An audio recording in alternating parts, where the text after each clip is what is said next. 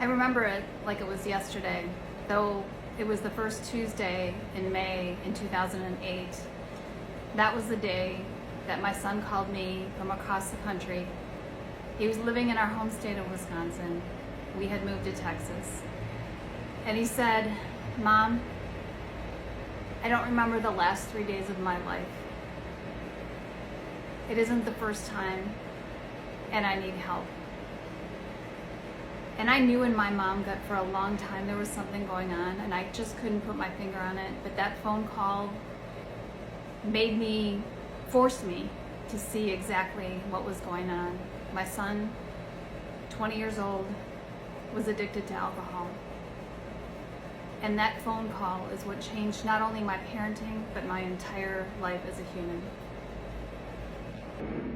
Within a week of that phone call, it became evident how deeply my son's life was being affected by alcohol.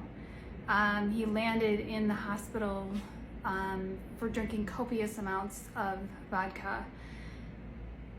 And that was just the first of many events over the following months where I didn't want the phone to ring because I didn't know what was going to be on the other end. Was he hurt?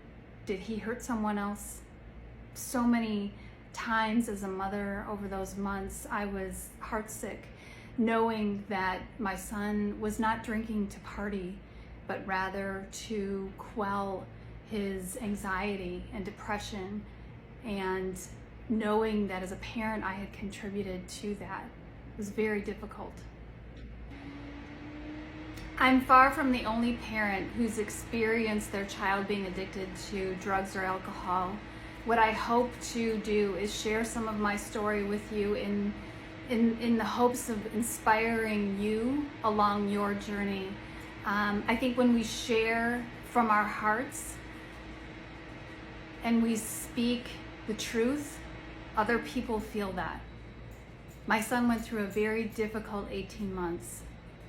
I chose to use the experience of that, not to sit in shame as, oh, I'm an awful parent and I don't know, what to do next, but to work with him to figure out what the next right step was.